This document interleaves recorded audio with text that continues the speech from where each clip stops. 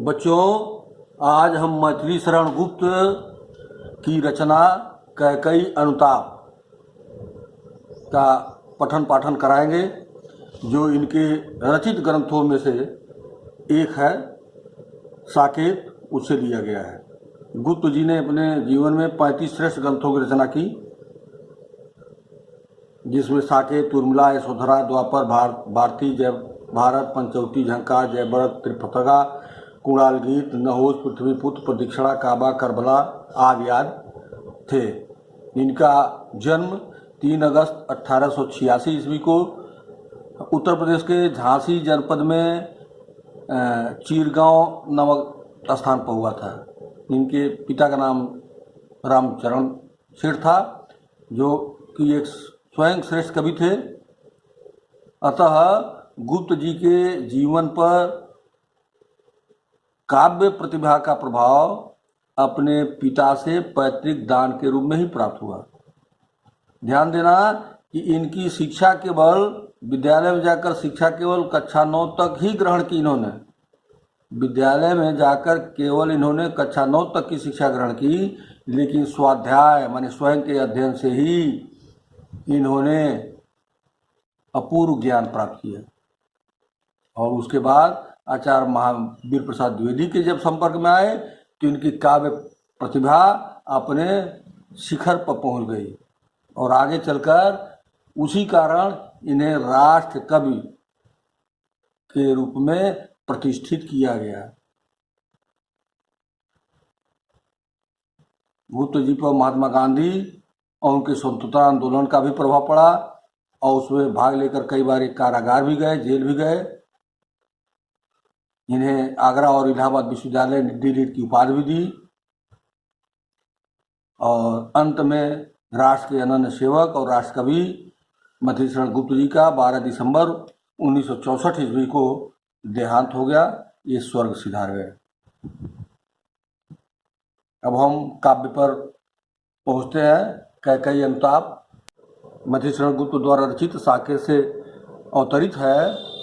उसमें पश्चाताप की यज्ञ में जलती हुई कैकेयी के व्यथित हृदय को, दुखी हृदय को गुप्त जी ने अपनी वाणी प्रदान की है। मतलब गुप्त जी ने अपना यह काव्य प्रस्तुत किया है। साथ ही भरत के हृदय के निर्मल और पवित्र रूप को भी इस काव्य में उजागर किया गया है। संसार में प्रसिद्ध है यह कथन कि पुत्र भले ही कुपुत्र निकल जाए, किंतु माता कभी कुमाता नहीं बन सकती। माता कभी भी कुमाता नहीं होती। और संजोग से आज मातृ दिवस भी है। उम्मीद करता हूँ कि आप सभी जरूर एक बार अपनी माता को नमन किए होंगे। इसीलिए कहा गया है कि माता कभी कुमाता नहीं बन सकती। इसका स्वयं कैकेयी ने अपने इस काव्य में खंडन किया है। इस मैथिली शरण गुप्त की कविता में कैकेयी ने स्वयं इस बात का खंडन किया है, और स्वयं को कुमाता के रूप में स्वीकार भी किया है कि मैं कुमाता हूँ। उनके द्वारा अनुभूत किए गए, माने महसूस किए गए, अनुभूत किए गए माने महसूस किए गए पश्चाताप की चरम सीमा को इस काव्य में इंगित किया गया है। यह भी संकेत है कि उनका मलिन और कलुषित हृदय अब निर्मल हो गया है। इस काव्य के द्वारा यह आपको विदित होगा कि कैकेयी का हृदय, जो कि मलिन और कलुषित था, वह अब निर्मल स्वच्छ हो गया है। अतः वह राम से अयोध्या वापस लौट चलने का आग्रह करती हैं। अब हम आपको काव्य सुनाने जा रहे हैं और उसकी व्याख्या देंगे। ध्यान से सुनने का प्रयास करो। चलो। तदंतर बैठी सभा उटज के आगे, नीले बितान के तले दीप बहु जागे। टकटकी लगाए नैन सुरों के थे वे, परिणामोत्सुक उन भयातुरों के थे वे। उत्फुल्ल करौंदी कुंज वायु रह रह कर, करती थी सबको पुलक पूर्ण मह मह कर। अब इसका अर्थ बता दें आपको। तदंतर माने इसके बाद, बैठी सभा उटज के आगे। आप थोड़ा प्रसंग दे दें। प्रभु श्री रामचंद्र जी राम सीता और लक्ष्मण के साथ जब पंचवटी में आश्रम बना कर रहने लगे तो अयोध्यावासी संपूर्ण अयोध्या के लोगों के साथ भरत जी वहाँ पहुँचे थे। उसी स्थान की यह घटना है। उस साथ में सारी माताएं हैं, कैकेयी और कौशल्या और सुमित्रा भी। तो कैकेयी राम से अयोध्या वापस लौट चलने का आग्रह करती हैं। कविता में आगे पढ़िएगा। तदंतर माने इसके बाद बैठी सभा उटज के आगे। उटज माने होता कुटिया, झोपड़ी। इसके बाद पूरी सभा माने जितने लोग इकट्ठे थे वे सभी लोग इसके बाद झोपड़ी या कुटिया के सामने बैठ गए। नीले बितान के तले, बितान माने होता है आकाश, नीले आकाश के नीचे दीप बहु जागे। असंख्य दीप जल रहे थे।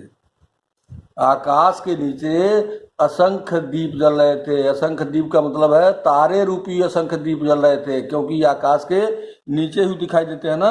उनकी रोशनी चंद्रमा सहित पृथ्वी पर पड़ती है, जिससे अंधेरे में भी, रात के अंधकार में भी हमें थोड़ा बहुत प्रकाश मिलता है। तो नीले बितान के तले दीप बहु जागे। वो दीप कौन थे?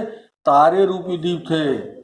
टकटकी लगाए नयन सुरों के थे वे। ऐसा लगता था उन्हें देखकर, उन दीपों को देखकर, तारे रूपी उन दीपकों को देखकर ऐसा लगता था जैसे देवलोक के सारे देवता, सुरों माने देवता, टकटकी लगाकर माने एक टक पृथ्वी की ओर, उस सभा की ओर, झोपड़ी के सामने बैठी हुई सभा के साथ को ही निहार रहे हों, देख रहे हों। टकटकी लगाए नयन सुरों के थे वे। परिणामोत्सुक, परिणामोत्सुक माने परिणाम धन उत्सुक, परिणाम धन उत्सुक माने परिणाम को जानने के लिए आतुर उन भयातुरों के थे। भय से आतुर, परिणाम, भय से आतुर वे सभी लोग परिणाम को जानने के लिए उत्सुक थे। कौन लोग? देवता लोग। आकाश से देवता लोग टकटकी लगा के देख रहे थे। उनको देखकर ऐसे लगा कि वो मारे डर के कारण परिणाम जानने के लिए उत्सुक हैं। ऐसे में उत्फुल्ल करौंदी कुंज बाई रह रहकर, करौंदी के कुंजों से फूले हुए, करौंदा, करौंदा होता है, करवन को कहते हैं। उत्फुल्ल माने फूले हुए, करौंदी के कुंजों से बाय रह रहकर माने कभी बहकर, कभी न बहकर, कभी रुक कर, कभी चलकर, करती थी सबको पुलक पूर्ण मह महकर। अपनी सुगंध से सबको पुलकित कर रही थी, पूर्ण रूप से पुलकित कर रही थी। करती थी सबको पुलक पूर्ण महकर, पूर्ण रूप से अपनी सुगंध बिखेर कर सबको आनंदित कर रही थी। करती थी सबको पुलक पूर्ण मह महकर।